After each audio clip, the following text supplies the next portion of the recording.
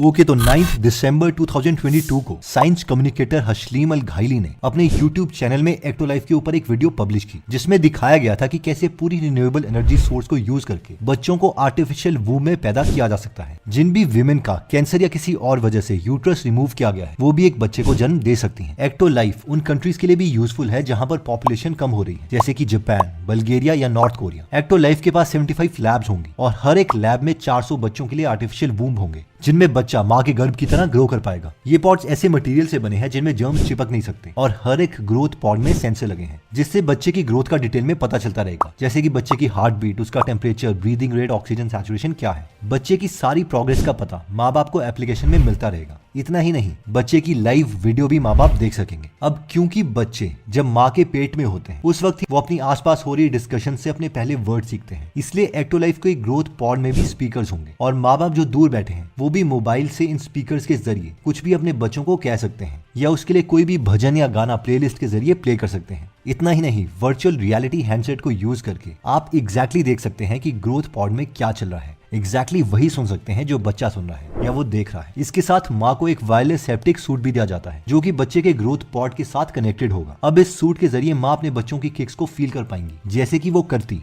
अगर बच्चा उनके पेट में होता। इस लैब के अंदर 2 बड़े बायो रिएक्टर्स होंगे। पहले बायो रिएक्टर में न्यूट्रिएंट्स और ऑक्सीजन होगा, जो कि बच्चे को आर्टिफिशियल अम्बिलिकल कॉर्ड के जरिए दिया जाएगा ताकि बच्चे की अच्छे से ग्रोथ हो। दूसरा बायो रिएक्टर बच्चे के वेस्ट को पॉड से हटाता रहेगा। अगर माँ बाप ज्यादा पैसे खर्चने के लिए तैयार हैं, तो वो CRISPR-Cas9 जीन एडिटिंग टूल के जरिए 300 जीन्स अपने बच्चे के एडिट करवा सकते हैं, जिससे वो बच्चे के आई का colour, hair colour, skin tone, physical strength, height और इवन लेवल ऑफ इंटेलिजेंस को भी पहले से ही चेंज करवा पाएंगे। डिलीवरी के टाइम में माँ को कोई भी पेन सहन करने की जरूरत नहीं है, क्योंकि एक बटन को प्रेस करके डिलीवरी करवाई जा सकेगी, जिससे एमनियोटिक फ्लूइड्स बाहर आ जाएंगे, ग्रोथ पॉड खुलेगा और माँ बाप अपने बच्चे को घर ले जा पाएंगे। पूरी ट्रांसपेरेंसी रखने के लिए माँ बाप को बच्चे का डीएनए टेस्ट करवा के भी दिया जाएगा, ताकि उन्हें पता चलता रहे कि बच्चा उन्हीं का है। जो लोग ज्यादा कन्वीनियंस चाहते हैं, उनके लिए पोर्टेबल सोल्यूशन है। वो मिनिएचर बायो रिएक्टर्स को यूज करके अपने घर में ही अपने बच्चे को ग्रो होते हुए देख सकते हैं। इस कॉन्सेप्ट से माँ को डिलीवरी के बाद stress, hormonal changes, body changes से भी गुजरना नहीं पड़ेगा। अब कई लोगों को इस आर्टिफिशियल वूम का कॉन्सेप्ट बहुत अच्छा लगा, लेकिन कई लोगों का रिएक्शन कुछ that you can manufacture children in factories. Are frightened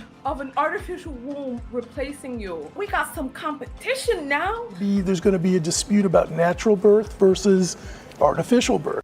okay तो सबसे पहला सवाल तो ये है कि एक्टोलाइफ क्या एक रियल कंपनी है और क्या इन्होंने सच में आर्टिफिशियल वूम को तैयार कर दिया है? तो इसका आंसर है नहीं, ये रियल कंपनी नहीं है और ना ही इन्होंने कुछ रियल बनाया है। ये वीडियो हसीम अल घाइली ने पब्लिश की थी अपने यूट्यूब चैनल में, ताकि वो अपने आइडिया को कम्युनिकेट कर पाए कि हम फ्यूचर में क्या क्या कर सकते हैं। लेकिन ये जानने के लिए कि हम आर्टिफिशियल वूम को इम्प्लीमेंट करने के कितने पास हैं, हमें पहले 3 इंपॉर्टेंट रिसर्चेस को समझना पड़ेगा। रिसर्च नंबर 1 है IVF, यानी कि इन विट्रो फर्टिलाइजेशन। इस केस में होता यह है कि विमेन की बॉडी हर मेंस्ट्रुअल साइकिल के बाद एग्स प्रोड्यूस करती है। इन एग्स को बाहर निकाला जाता है नीडल की मदद से और आदमी के स्पर्म्स हर एक एग में डाले जाते हैं। ये स्पर्म्स नॉर्मली मैन के मास्टरबेशन के बाद मिलते हैं। इस प्रोसेस के अगले दिन एम्ब्रियोलॉजिस्ट चेक करते हैं कि एक एग फर्टिलाइज हुआ कि नहीं। तीसरे दिन दोबारा से ये एम्ब्रियोलॉजिस्ट चेक करता है कि ये 6 से 8 सेल में डिवाइड हुआ है कि नहीं। और 5वें दिन जब सेल 100 या 100 से ज्यादा हो जाते हैं, तो इस स्टेज को ब्लास्टोसिस्ट कहा जाता है। इस वक्त पर एम्ब्रियो को एक ट्यूब की मदद से वापस विमेन के यूट्रस में डाला जाता है। IVF बहुत ही कॉमन हो चुका है। 1978 में लुइस ब्राउन पहली बच्ची बनी जो कि IVF से पैदा हुई, जिन्होंने एक नॉर्मल और हेल्दी लाइफ जी और तब से लेकर अब तक 44 साल हो गए हैं।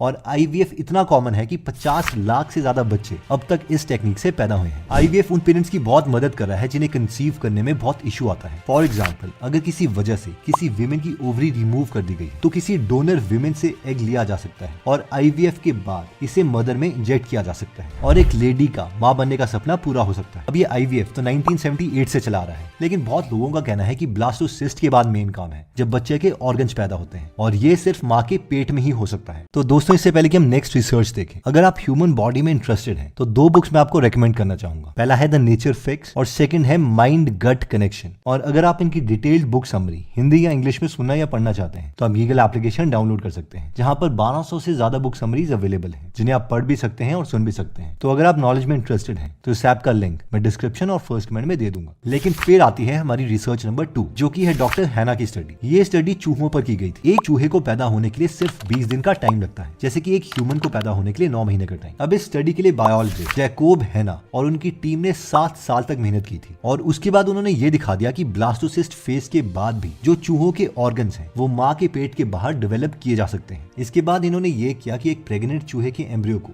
सिर्फ 3 से 4 दिन तक ही नहीं बल्कि पूरे 11 दिन तक जिंदा रखा, यानी ऑलमोस्ट हाफ प्रेगनेंसी स्टेज तक, जहां पर उसकी हार्ट बीट्स, उसकी लेग्स, हेड एक्सेट्रा को देखा जा सकता था। इसके बाद आती है third most important research, premature Lamb's kept alive in plastic bag. अब इस केस में डॉक्टर एमिली पैट्रिज और उनकी टीम ने एक भेड़ के बच्चे को पूरे तरीके से पैदा होने से पहले ही बाहर निकाल दिया सी सेक्शन की मदद से। इस भेड़ के बच्चे के उतने ही ऑर्गन्स डेवलप हुए थे जितने कि इंसान के बच्चे के 23 हफ्ते की प्रेगनेंसी में होते हैं। उसके बाद इसे एक ट्रांसपेरेंट बैग में रखा गया जिसमें लिक्विड था जो कि माँ के पेट में एमनियोटिक फ्लूइड की तरह ही था। इसके साथ काफी मशीन्स अटैच की गई जो कि ब्लड से CO2 को बाहर निकाल के ऑक्सीजन अंदर डालती थी और माँ के पेट में ये काम प्लेसेंटा का होता है। अब इस केस में रिसर्चर्स ने रिपोर्ट किया कि इन लैम्ब्स को इस बैग में 28 दिनों तक रखा गया था और इनके ऑर्गन्स नॉर्मली ग्रो होते रहे जैसे कि माँ के पेट में होते हैं। इस एक्सपेरिमेंट के बाद इन लैम्ब्स को यूथनाइज कर दिया गया, यानी इन्हें मार दिया गया ताकि इसके ऑर्गन्स को रिसर्चर्स स्टडी कर पाए। अब ये एक्सपेरिमेंट बहुत ही इनह्यूमन लगता है कि जानवरों के साथ यार ऐसा क्यों कर रहे हो, लेकिन रिसर्चर्स का ये कहना है कि ये एक्सपेरिमेंट बहुत लोगों की मदद कर सकता है। रिसर्चर्स कहते हैं कि अगर कोई बच्चा प्री मैच्योरली पैदा होता है यानी 39 वीक्स अपने माँ के पेट में रहने के बजाय अगर 23 हफ्तों के बाद ही बाहर आ जाता है तो उसके ऑर्गन्स प्रॉपर्ली डेवलप नहीं होते और इस वजह से 100 में से 50 प्रीमेच्योर बच्चे मर जाते हैं।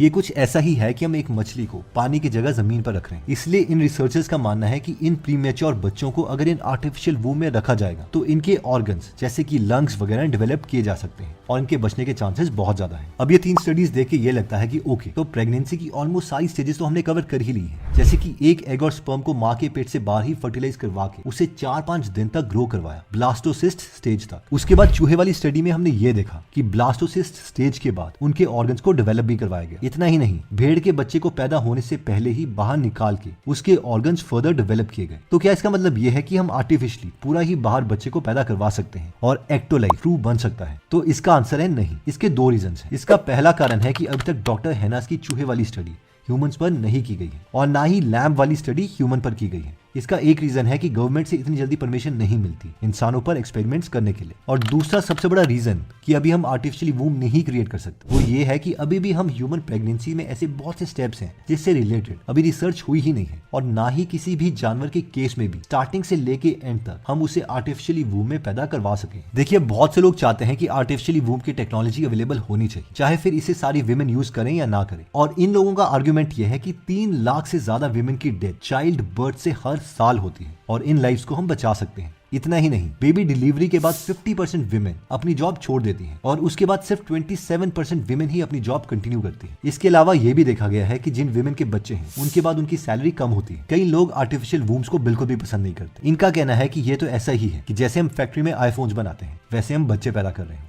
This means that you can manufacture children in factories. या फिर अगर बच्चा माँ के पेट में नहीं रहेगा तो माँ और बच्चे में इमोशनल कनेक्शन नहीं रह पाएगा। एक्चुअली लोगों ने ट्विटर में आर्टिफिशियल वूम को लेके बहुत क्रिटिसाइज किया, स्पेशली जब जनवरी 18, 2020 को इलॉन मस्क ने ये ट्वीट किया कि पॉपुलेशन कम होने वाली है, हमें उसके लिए चिंता करनी चाहिए। जिस पर इथेरियम के फाउंडर विटालिक ब्यूटेरिन ने ये ट्वीट किया कि सिंथेटिक वर्म्स इसके लिए हेल्प कर सकते हैं। और इसके बाद तो मानो लोग पागल ही हो गए कि ये तो बहुत ही बुरा आइडिया है। कई लोगों ने तो इसे मैट्रिक्स की मूवी में नियो के इस सीन के साथ कंपेयर किया कि हमें लगता है कि ये चीजें सच होने वाली है। वैसे आपको क्या लगता है कि क्या होना चाहिए? हमें ये टेक डेवलप करना चाहिए या नहीं? या कम से कम हमें इस टेक को डेवलप कर लेना चाहिए ताकि हम फैमिलीज को ये ऑप्शन दे सके कि वो नॉर्मल प्रोसीजर करवाना चाहते हैं या फिर वो सिंथेटिक वॉर्म की तरफ जाना चाहते हैं। एनीवेज, आप कमेंट करके जरूर बताइए। और ये कुछ वीडियोस हैं जो मुझे लगता है कि आपको बहुत पसंद आएंगी, इसे आप जरूर देखिए। जय हिंद।